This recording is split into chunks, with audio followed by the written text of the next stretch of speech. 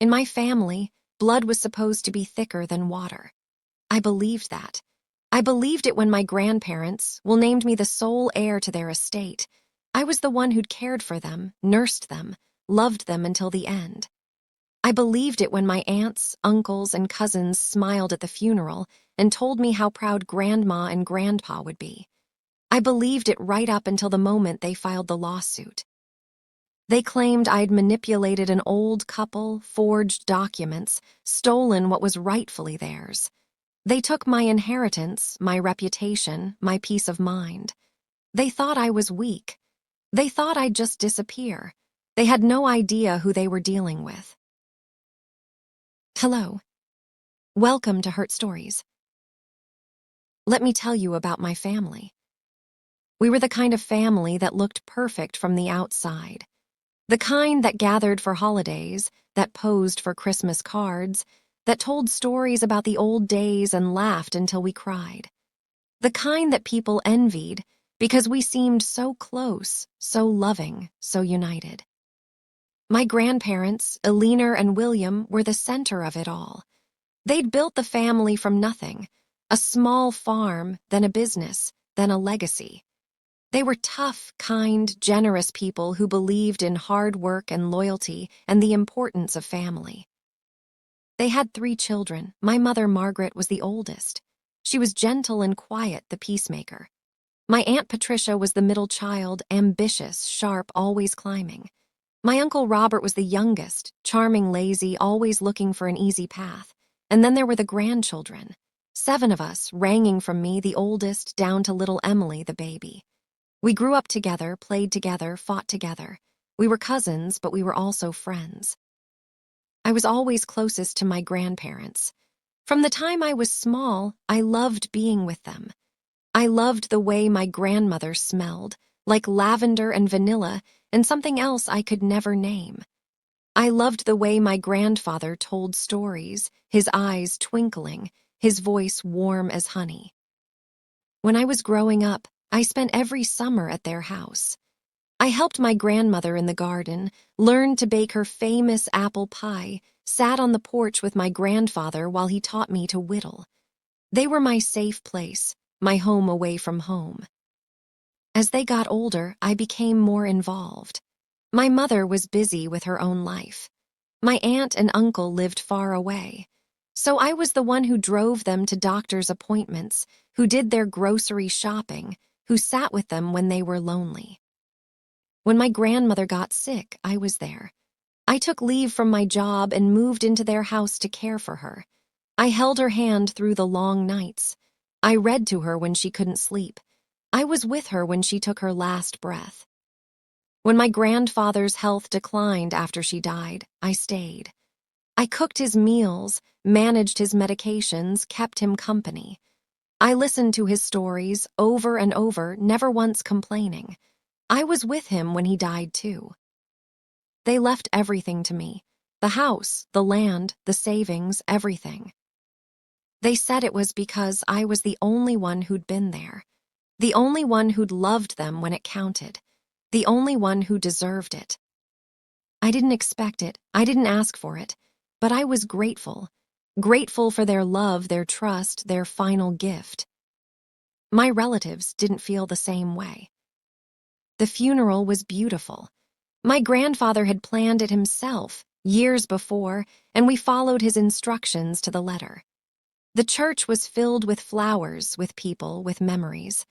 I sat in the front row, alone, and cried for the last of the 2 people who had truly loved me. Afterward, we gathered at the house for the reception. The house that was now mine. The house where I'd spent so many happy summers, so many painful final months. It felt strange being there without them. Empty, wrong. My relatives were there, of course, all of them. My Aunt Patricia, sharp-eyed and calculating. My Uncle Robert, charming as ever, working the room. My cousins, some I hadn't seen in years. They hugged me, kissed my cheek, told me how sorry they were. Patricia pulled me aside. She said, "Bea, we need to talk about the will." I said, "Now, at the funeral." She said, "There's never a good time." I should have known then, I should have seen it coming.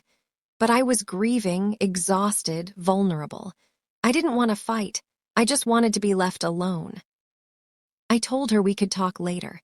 She nodded, smiled, said of course, but her eyes were cold. Robert approached me later, all warmth and charm. He said how proud Grandma and Grandpa would be of me, how I'd been so wonderful to them, how lucky the family was to have me. He said, "You know, Bea, we're all family here. We all loved them. We all want what's best for the family." I nodded, not really listening. I was too tired to hear what he was really saying. The cousins hovered on the edges, whispering among themselves. They'd look at me, then look away. They'd smile when I caught their eye, but the smiles never reached their faces. I told myself I was being paranoid. Grief does that, makes you see things that aren't there. They were my family. They loved me. Everything was fine. Everything was not fine. The lawsuit came 3 weeks after the funeral. I was at home, still sorting through my grandparents' things, still trying to figure out what to do with the house, when I heard a knock at the door. I opened it to find a man in a suit holding an envelope. He said, "Beatrice Morrison, you've been served." I stood there holding the envelope, watching him walk away. I didn't understand. Served? Served with what? I opened it. It was a legal document, a lawsuit, filed by my Aunt Patricia, my Uncle Robert, and all 5 of my cousins. They were suing me for fraud, for undue influence, for manipulation of an elderly couple. They claimed I'd pressured my grandparents into changing their will. They claimed I'd isolated them from the rest of the family. They claimed I'd stolen what was rightfully theirs. I couldn't breathe. I couldn't think. I sat down on the floor right there in the doorway and read the document again, and again, and again. They wanted the house. They wanted the land. They wanted the savings. They wanted everything, and they were willing to destroy me to get it. I called my mother, crying. She listened, then sighed. She said, "Bea, I warned you. You should have shared. You should have given them something. Now look what's happened." My mother, my own mother, taking their side. I called a lawyer. A friend recommended someone named Marcus, a sharp young attorney who specialized in estate disputes. He listened to my story, reviewed the documents, and told me the truth. He said, "Bea, this is going to be ugly. They have a case, not a strong one, but enough to drag this out. They're counting on you running out of money, running out of energy, giving up. They're counting on you being weak." I asked him what I should do. He said, "Fight. Fight like your life depends on it, because in a way it does. This isn't just about money. This is about your reputation, your peace of mind, your future. If you let them win, they'll never stop. They'll take everything." I looked at him. I thought about my grandparents, about everything they'd given me. I thought about the years I'd spent caring for them, the love I'd poured into them, the promises I'd made. I said, "I'll fight." The war lasted 2 years. 2 years of depositions and hearings and motions and counter-motions. 2 years of watching my relatives testify against me, twist the truth, paint me as a manipulative monster who'd preyed on 2 sweet old people. My Aunt Patricia took the stand first. She was perfect, teary-eyed, dignified, full of righteous anger. She described how I'd inserted myself into my grandparents' lives, how I'd isolated them from the family, how she'd tried to visit but I'd always had excuses, always kept them away. It was a lie, a complete and utter lie. Patricia hadn't visited in years. She'd sent Christmas cards and called on birthdays, but she'd never once come to help, never once sat with my grandmother through the night, never once held my grandfather's hand while he cried for his wife. But on the stand, under oath, she told her lies beautifully, and the jury listened. My Uncle Robert testified next. He was charming, disarming, the lovable uncle who just wanted what was fair. He talked about family legacy, about how the house should stay in the family, about how I'd taken advantage of his parents' trust. He said, "We're not asking for everything. We just want what's fair, what's right, what any family would want." Fair, right. He didn't know the meaning of those words. The cousins testified, one by one. They talked about summers at the farm, about memories of their grandparents, about how they'd been cut out of the will by my manipulation. They cried. They performed. They lied. I testified, too. I told the truth about the years of care, the sleepless nights, the love I'd given freely without expectation. I told them about my grandmother's last words. "Thank you, B. Thank you for everything."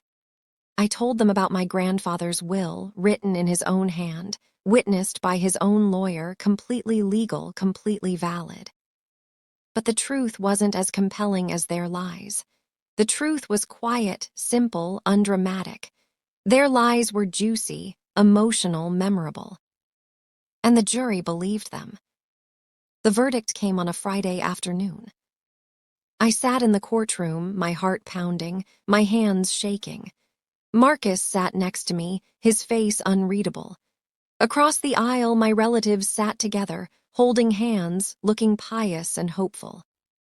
The judge read the verdict.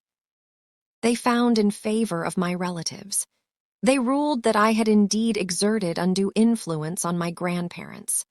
They set aside the will. They awarded the house, the land, and the savings to my aunt, my uncle, and my cousins to be divided equally among them. I couldn't move. I couldn't speak. I just sat there, frozen, as my relatives celebrated behind me. I heard Patricia's triumphant laugh. I heard Robert's satisfied murmur. I heard the cousins whispering their congratulations to each other. Marcus put his hand on my arm. He said, "B, I'm so sorry. We can appeal. We can fight." I shook my head. I didn't have the money to fight. I didn't have the energy. I had nothing. I walked out of the courthouse into the cold afternoon light. My relatives were on the steps, posing for photos, already claiming victory. Patricia saw me and smiled, a cold, triumphant smile. She walked over. She said, "B, I'm sorry it had to come to this, but you have to understand, family is everything. The house belongs to all of us." I looked at her. I said, "You took everything from me, everything." She shrugged. "We took what was ours, now go disappear and don't come back." I walked away. I didn't look back, but something was forming in my mind. Something cold and clear and sharp. They thought they'd won. They thought they'd destroyed me. They had no idea what was coming. I moved into a small apartment across town. 1 bedroom, thin walls, no garden. It was a fraction of the size of my grandparents' house, but it was all I could afford. They'd taken everything, the house, the land, the savings. I had nothing left but my job and my pride. The first few months were hard, really hard. I'd lie in bed at night, staring at the ceiling, replaying the trial over and over. I'd think about my grandparents, about how betrayed they'd feel if they knew what their children had done. I'd think about the house, sitting empty now, waiting for my relatives to decide what to do with it. I heard things through the family grapevine. Patricia had moved into the house. She was redecorating, renovating, making it her own. Robert had taken the savings, invested it, spent it, who knew? The cousins had divided the land, sold some, kept some, argued about the rest. They were living my life, living in my house, spending my inheritance, enjoying everything that should have been mine. The anger grew slowly, like a vine wrapping around my heart. At first, it was small, a flicker of resentment when I thought about them. Then it grew, a steady flame of fury that burned in my chest day and night. I tried to let it go. I tried therapy, meditation, exercise. Nothing worked. The anger was too deep, too justified, too right. And then, one night, I realized something. The anger wasn't the problem. The anger was fuel. I just needed to find the right engine. I started with the house. my grandparents' house, the one Patricia had taken. I remembered something my grandfather had told me years ago when we were sitting on the porch. He'd said, never trust a verbal agreement, always get it in writing, and always keep copies. I'd kept copies of everything. My grandfather had taught me well. I went through my files, the ones I'd saved from the house, the ones my relatives hadn't thought to take. Bank statements, property records, old letters, legal documents. I read everything, looking for something, anything that might help. And I found it. Buried in a box of old papers, I found a deed. Not the current deed, an older one from my great-grandfather's time. It described the property boundaries in detail, and as I read, I realized something. The property was bigger than anyone knew, much bigger. There was a strip of land along the back, maybe 10 acres, that had never been properly transferred. According to this deed, it still belonged to my great-grandfather's estate, which meant it didn't belong to my grandparents, which meant it didn't belong to my relatives. I kept digging. I found tax records showing that this strip of land had never been taxed, never been claimed, never been officially owned by anyone since my great-grandfather died. It was, legally speaking, abandoned property. And abandoned property, I learned, could be claimed by anyone who occupied it for long enough and paid the back taxes. I smiled. For the first time in months, I smiled. The plan took shape slowly, carefully, over months. I couldn't get the house back. That was lost. The court had ruled and appealing would take money I didn't have. But that strip of land, that was different. That was mine for the taking if I was smart about it. I researched the laws around adverse possession and abandoned property. I learned that if I could occupy the land for a certain period, 7 years in my state, and pay the taxes on it, I could claim legal ownership. 7 years. It was a long time, but I had patience. I had nothing but patience. I started small. I went to the property, the strip of land behind the house, hidden by trees, completely unnoticed by my relatives. I cleared a small area. I set up a tent. I visited every weekend, then every few days, then every day. I documented everything. Photos, videos, witness statements. I had friends come with me, sign affidavits saying they'd seen me there. I paid the back taxes, a few $1,000s, everything I had, and got receipts. For 2 years I did this. Quietly, secretly, while my relatives lived in my house and spent my inheritance. They had no idea. They never went near that strip of land. It was overgrown, inaccessible, forgotten. They didn't even know it existed. But I knew, and I was waiting. The waiting was hard. Harder than the anger, harder than the grief. For 5 more years I waited. 5 years of visiting that land, maintaining my presence, paying the taxes. 5 years of watching my relatives from a distance, hearing about their lives, their successes, their happiness. Patricia had turned the house into a showplace. She hosted parties there, charity events, family gatherings. Robert had started a business with the money, a restaurant, I heard, that was doing well. The cousins had married, had children, built lives on the foundation of my loss. I didn't confront them. I didn't let them know I was still there, still watching, still waiting. I just lived my quiet life, worked my job, visited my land. I became invisible, forgotten, a ghost from their past. But I was there, always there, waiting for the moment when the law would finally be on my side.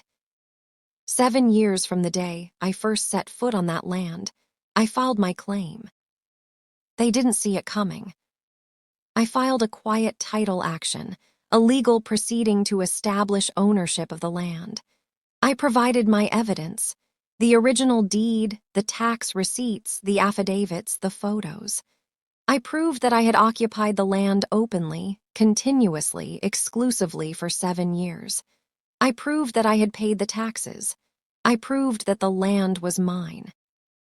My relatives were served with notice. They were confused at first. What land? They had no idea. But when they figured it out, when they realized what I'd done, the fury was beautiful. Patricia called me, screaming, cursing, threatening.